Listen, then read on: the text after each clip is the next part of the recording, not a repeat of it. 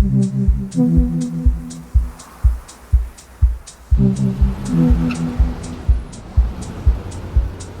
week in our study of the good life, going through the book of Ecclesiastes, we are looking at chapter 11.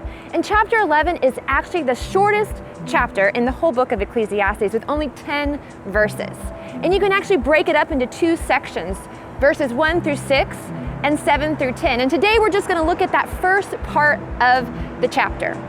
And the teacher, what he uses here to talk about his lesson is he talks a lot about illustrations of weather. And here I am in Texas, right? And it is winter time here. But we all know in Texas that doesn't really mean anything. Some days you can wake up in November and it be 30 degrees. And some days it's going to be 90 degrees in the middle of November. We know here in Texas that we can't depend on the weather, that it's all over the map. And if you just come for 1 week, you could experience all 4 seasons in a week. I remember one time I was at a wedding in a chapel like this, and then we had to go to an outdoor reception, and it was pouring down rain in the middle of the summer. Who would have thought that there would be torrential downpour rain? They had watched the forecast and it wasn't in the forecast, and all of a sudden it got completely shifted because of the pouring down rain, and we had to have the reception in the chapel.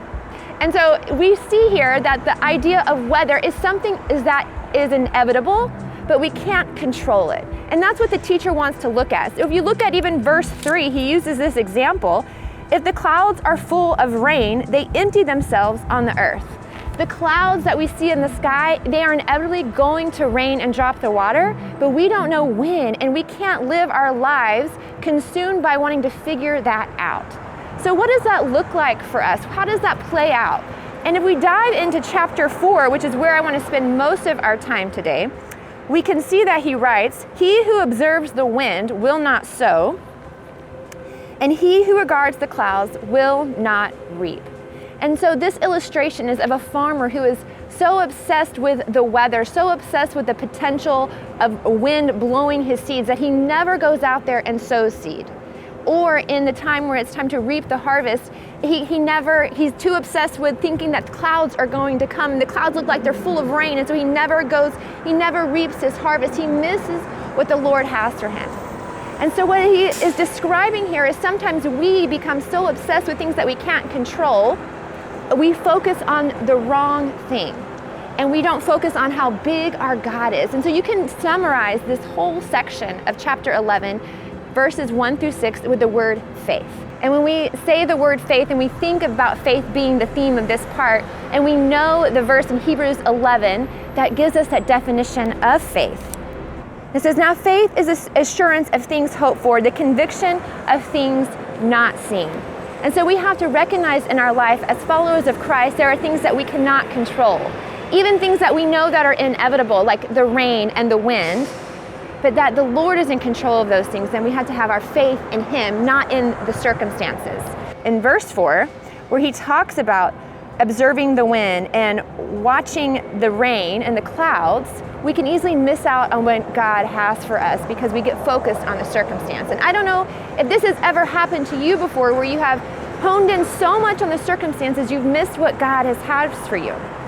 I know the very first time that I went to Vietnam, I was really excited about it. I had been praying for it and really preparing for it, but I was extremely nervous about the meals and about the food. I have a very basic appetite when it comes to my food preferences, and so I was a little uneasy. And there was this one day that we were at a school, and we were getting to deliver water filters to the school, and the principal was there, and he was so excited, showing everything that they had done and walking through the different rooms and the buildings and meeting the kids, and we had lunch with them. And we sat down. I was able to sit down. I had the privilege of sitting by the principal, and he was so excited telling about this school and all the improvements that they made and what GVI had been partnering with them to do. And I was sitting there so focused and so obsessed with the food in front of me. What could I eat? What shouldn't I eat? What was this? I didn't know what this was. And then I realized as the meal was over, I had completely missed the conversation with him. I couldn't tell you his name. I couldn't tell you what he was passionate about. I couldn't tell you about his family.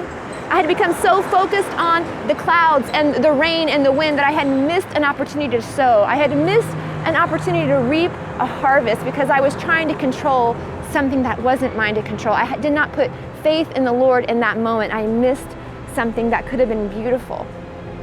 And so when we think about what the teacher is teaching us here, what he's encouraging us to do is to recognize that there is beauty in faith, that there is goodness in relying on a God who is in control of all things and letting go of those things that we can't control. And so, no, we can't control the weather. We can't plan our wedding date on a specific day and think that it's going to go perfectly and, the elements are going to agree with us. But we can always rely on the goodness of God. And that's what the teacher wants us to understand this week as we dive into chapter 11.